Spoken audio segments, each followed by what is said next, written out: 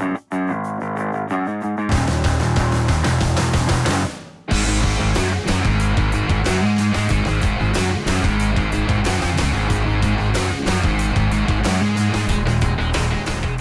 to Sports Nightly. We've got a jam-packed show tonight. High school football continues to get ready for week one, at least for now. The walleye season gets pushed into December, and Highland Meadows cleans up after the Marathon Classic.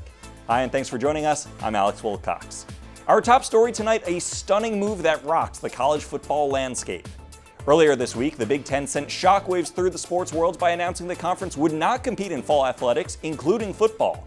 Ohio State and Michigan will both be sidelined this fall, as the league will try to compete instead in the spring. Mark Coons has our story. The last time Ohio State didn't play football in the fall, 1889, the entire population of Toledo could fit comfortably into the modern Ohio Stadium with over 20,000 seats left over. Tuesday's news hitting the Buckeyes and their fans hard, as many saw OSU as a serious national title contender. I'll get emotional if I start thinking about it. And what I said to the team the other day is the truth. You as a player, you work your whole life, and as a coach, you work your whole life for an opportunity to coach a team like this. This team is special. It's special because it's talented. It's special because it has leadership. It's special because of the character. It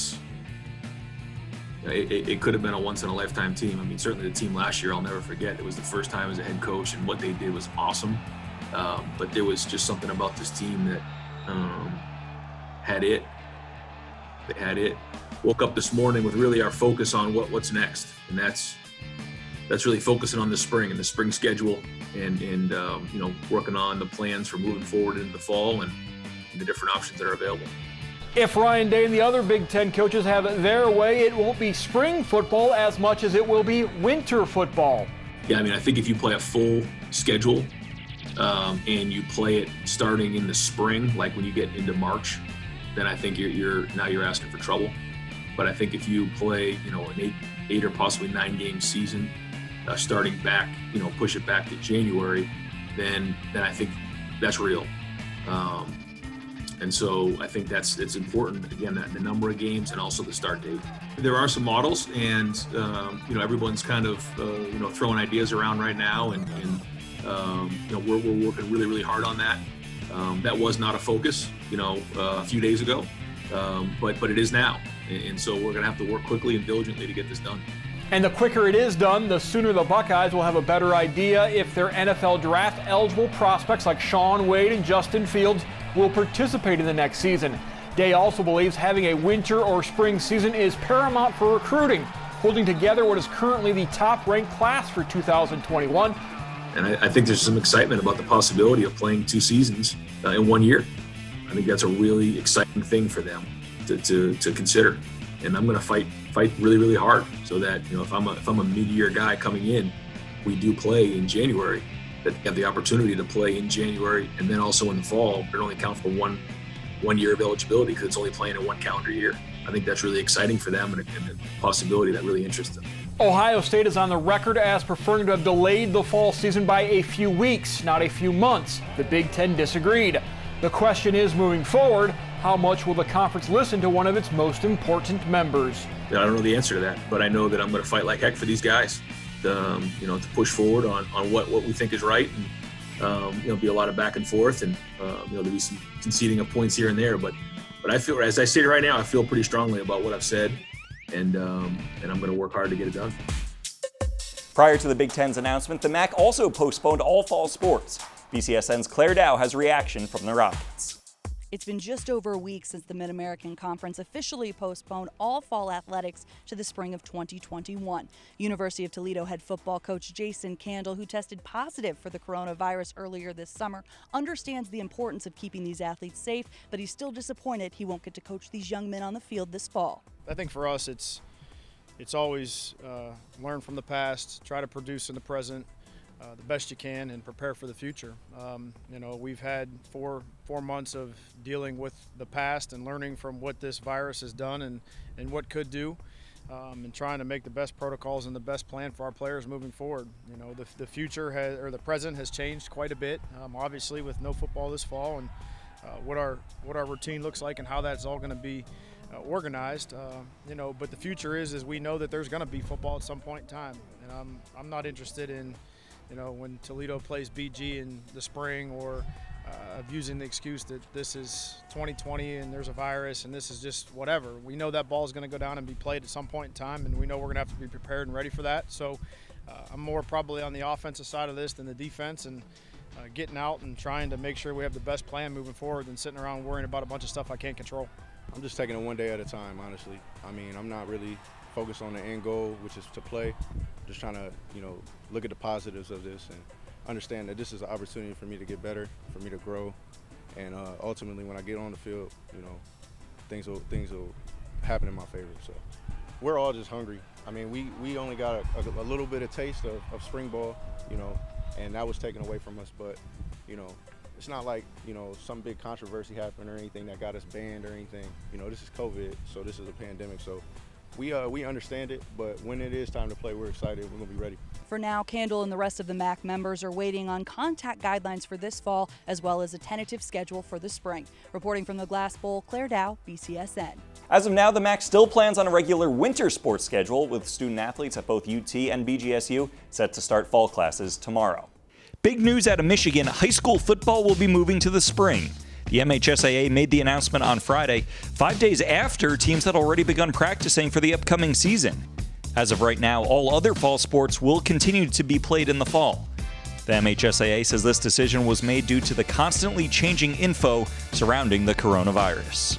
For the last 155 days, all of us have lived with a great deal of uncertainty. This virus has changed on almost a weekly basis in terms of the data, the spread, and most importantly, how it's impacted people that live here in our state and our families.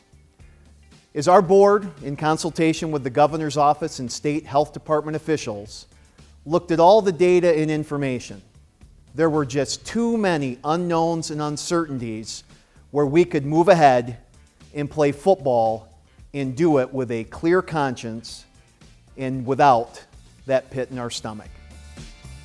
Here in Ohio, football and all fall athletics so far are still allowed to practice. Thursday, Ohio Governor Mike DeWine said that he will make an official statement on Tuesday about whether and how high school sports can proceed. He added that he wants to have a season, that it has to be done safely, and that there will be a limit to the number of fans in the stands. This comes following last week's announcement from the OHSAA shortening the high school football season to 6 weeks, with all schools making the playoffs. Since that ruling came down, several conferences have put out their revamped schedules, including the NLL and the track.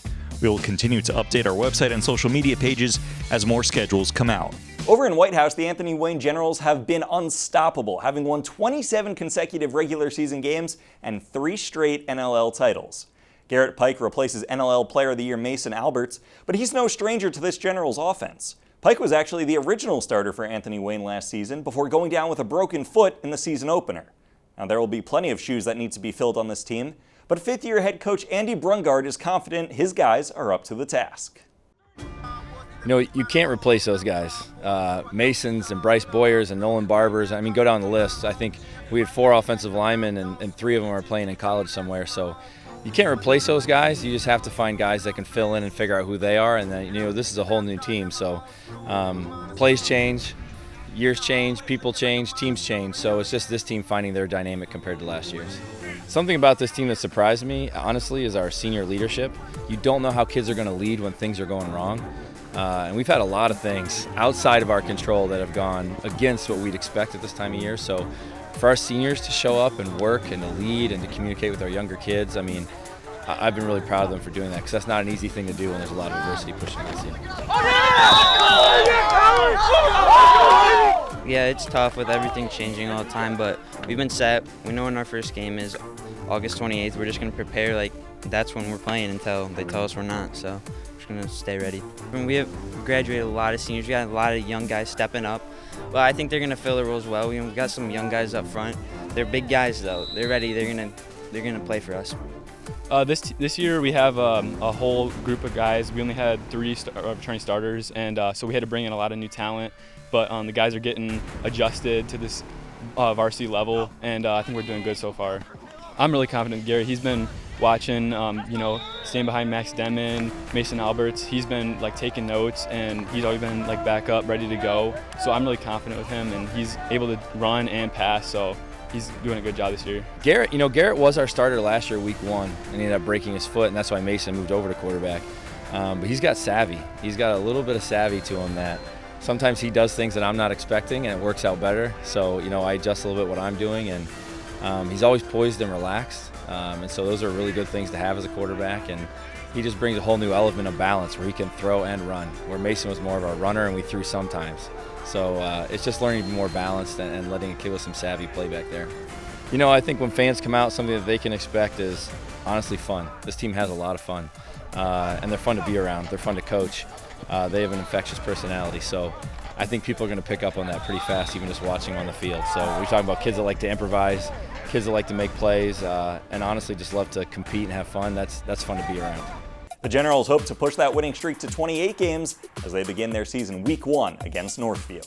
After suspending all sports until October 1st, Oregon City Schools reversed their decision, and now clay is on the practice field. This week, the Eagles began their preseason practices and are now turning their focus to August 28th when they play host to Fremont Ross. The Eagles finished last season 5-5, but fourth-year head coach John Gallius says the difference this season will be their experience under center. Logan Heinschel heads into his 3rd season as quarterback for Clay, and with a few seasons under his belt, the Eagles want to be real competitors in the Three River Athletic Conference and hope to get their first ever postseason win. Our goal, obviously, every year is to make the playoffs, and now, with the OHSAA, hey, we're making the playoffs.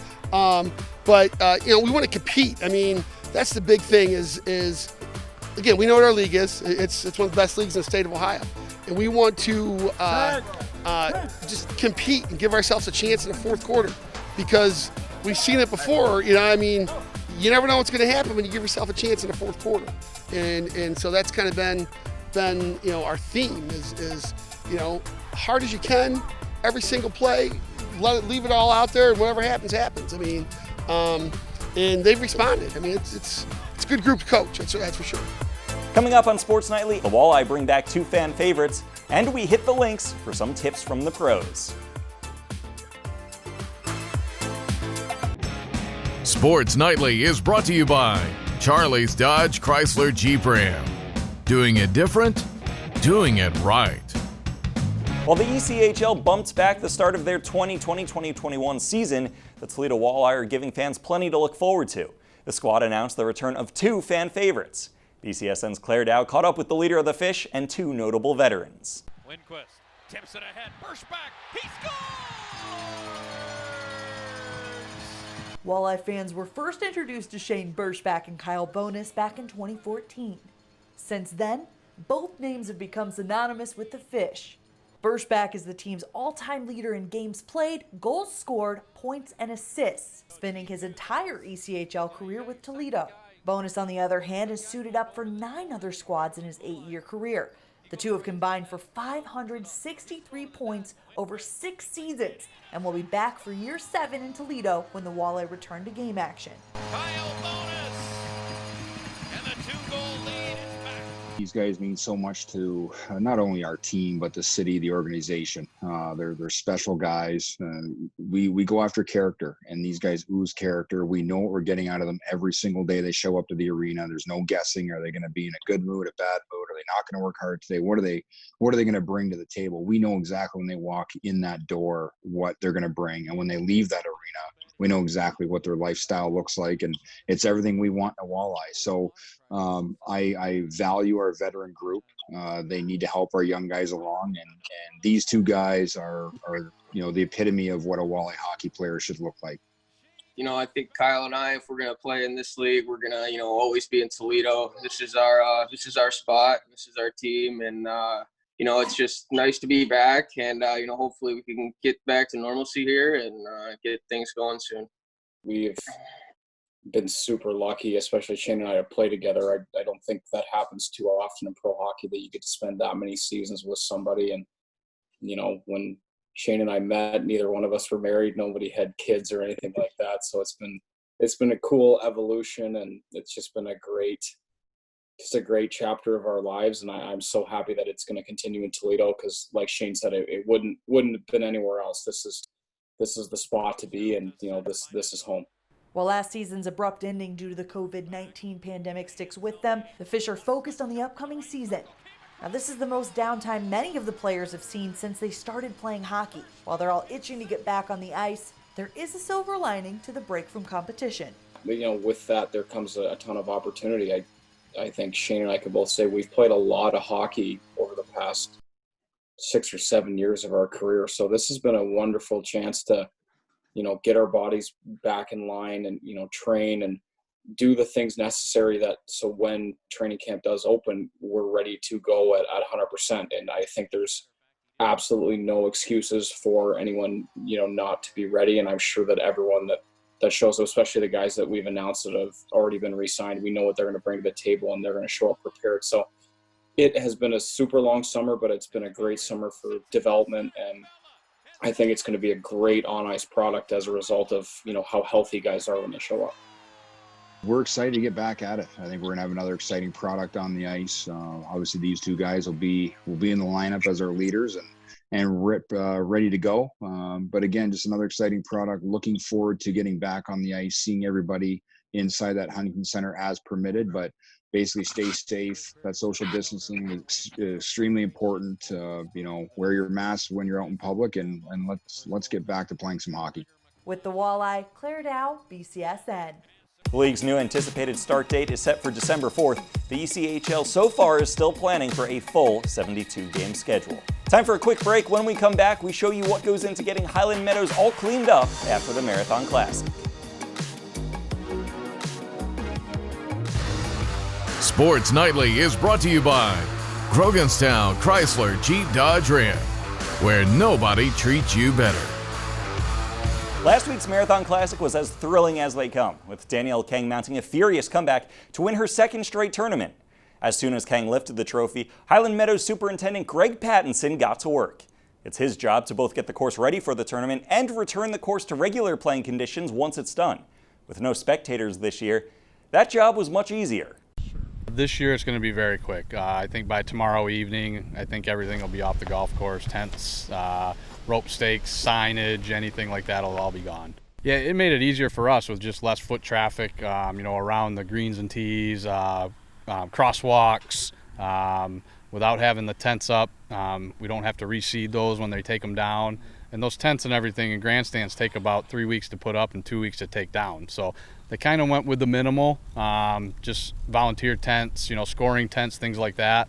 And they were up in about a week, and they'll be down in about 2 days. We work split shifts. So these guys come in at 5 o'clock in the morning. We start in the dark. We were working in the dark for an hour and a half or so, and then we go home. A lot of them go home for the day, and then we come back in the evening. So it's a commitment where you're pretty much giving up your whole week. At least our staff is to make the tournament happen on the grounds end. So every night we send out about 5 to 6 guys, and they fill divots in the landing areas. These girls are, so good, and they're so equal in the most part that the landing areas are pretty confined.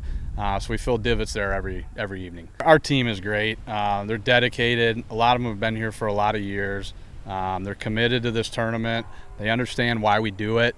I explained to them we're fortunate. We get paid to do this. We get paid to take care of this. But the ultimate winners, the charities. So everything that we're doing, $300,000 to $500,000 goes to charities. So great guys, great group of guys, great group of kids. Again, very committed to what we do. Last week, we gave you a look at some of the charities that benefited from this year's Marathon Classic. Tonight, we look at a beneficiary from last year, the International Boxing Club of Toledo. The club is a nonprofit in Toledo that helps Toledo youth as well as those with Parkinson's disease through the sport of boxing. When the coronavirus hit, the International Boxing Club was almost forced to shut its doors. But with the help of the Marathon Classic, those doors remain open. Who would ever thought that we'd be fighting a virus keeping our doors open? With the Marathon Classic, the money was going to help us with equipment, our learning center, with computers, software, and so on. And boom, this hit. It just shocked everybody. And what hurt us was we had fundraisers scheduled. We had to cancel it. It was lucky we was able to postpone one. We're hoping that we get it in, but you know, we lost a lot. That's how we operate, is our donations and fundraisers. So we was in a bind, and so I called up Heather, and I said, hey, I said, we're in a real bind here. I said, is there a possibility that we could use this fund for general operating funds to help keep the doors open? I said, if not, you know, I got these kids I got to turn down, and they're back on the streets. And I said, you know, it's really tough. And so she had a meeting, and they called back, and you know, I mean, they have passion for the kids, and they said, we don't want you to see you shut your doors down. You can use that money for general operating funds. So they're a class act. They're really elite, and you can tell that they have passion, you know, for our community and for the kids. In the mornings, we work with the people with Parkinson's. We have a big crowd. Geez, we always have at least 30 people in a class, and they love it. This is their life. You know, the kids, they need this because of stress, you know, release stress, and it makes them feel good because they're in a positive atmosphere. The people in Parkinson's, they're so afraid if they don't work out, they're gonna die. You know, they're not gonna make it. They're gonna decline, and then they get depressed. We was down for 10 weeks, and I'd be getting phone calls, you know, when are you gonna open up? I can just hear it in their voice, you know, we need this, you know, and I think, I know I wanna open up, we gotta wait for the governor. And as soon as we got back, I mean, they were just so happy to be back. Plus the camaraderie too, you know, it's like a family. They all know each other, and you know, and they're concerned about each other. So it really meant a lot to them. So again, getting back to the Marathon Classic, I mean, man, you know, we're thankful to them. It's an elite organization. I mean, not only do they put on an excellent, you know, golf event, they truly, truly care about their community. You know, it's like every year they help so many nonprofit organizations because they know those are the programs that's going to help the kids. And so, you know, I salute them. I salute them. They do an excellent job. And like I said, everybody on their staffs and that, you can tell when you talk to them, they really do have the passion for their community. Got 15 seconds. Boxing is, it's a magnet to get the kids off the streets. Now, if I put a sign outside Learning Center, I won't get one kid. But you know, with the boxing, that's a magnet. Kids want to go in and box. So what I use is like, you want to box, you got to have those grades. And they can do it. And once, like I said, once they bring those grades up, they're a new person. So, you know, boxing is very, very important, you know, I mean, and two, when you're working out, you just release that stress, and you use it in a positive way, and it turns so many lives around. You know, I've known so many people over the years, you know, and it's turned their lives around. And it's just like, you know, I got 6 just graduating from university. Never would have thought that. But the boxing turned their lives around, and that's what they share too. I get asked all the time, how many champions you got in the gym? Every one of my kids is a champion. Every one of my kids is a champion. It's being a champion in life. It's so much more important than that ring. I mean, it's great to have a champion in the ring, but we want champions in life.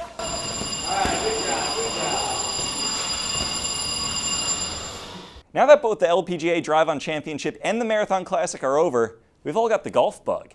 Throughout the summer, we've been going around and playing local courses as part of our Glass City Golf Series. Along the way, the owners and pros passed along some tips to help you improve your game. So AJ, we're in the bunker here. This is a shot that I struggle with a lot. I'm sure a lot of other people do as well. What are your tips for playing out of the sands? Yeah, great question. So front greenside bunker here on hole number 18. We have a big lip right here to go over. Yeah. So the number one issue that I see in the bunker is people not having enough commitment, not having enough speed through the shot. So for this shot, I'm gonna take a wide stance. I'm gonna try to have a good foundation. We need a lot of stability on an unstable surface. So, wide stance, have some knee flex. I'm gonna open this club face up quite a bit just to help me launch it over this big lip. Okay. And it's a pretty far carry, so this is one of the tougher bunker shots that we see. So, and I'm just gonna try to commit to it and create a lot of speed through impact to a full finish. Full swing? For a longer shot like this, yeah. we need some speed for sure. Okay. All right, so here goes nothing. Beautiful. I might get a good read from you.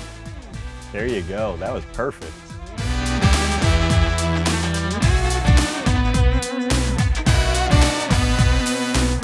So Brad, you've got your shot right here close to the cart path. Because your feet are on the cart path, you can actually take a drop here. And there's a new way that you're supposed to do a drop shot, right? That's correct. So what I'm going to do is take a club length, no closer to the hole, and then I'm going to drop it. Instead of dropping up here like we used to, for some reason they decided we're going to drop from our knee. So you just kind of bend over and drop it down. And then that's inside the club length, so now the ball's back in play.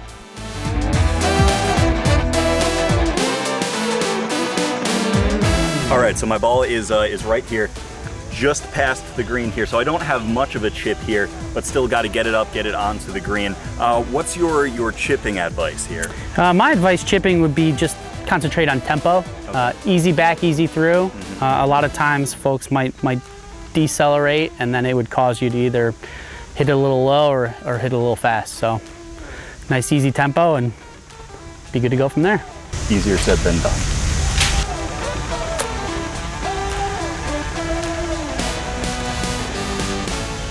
I need a lesson.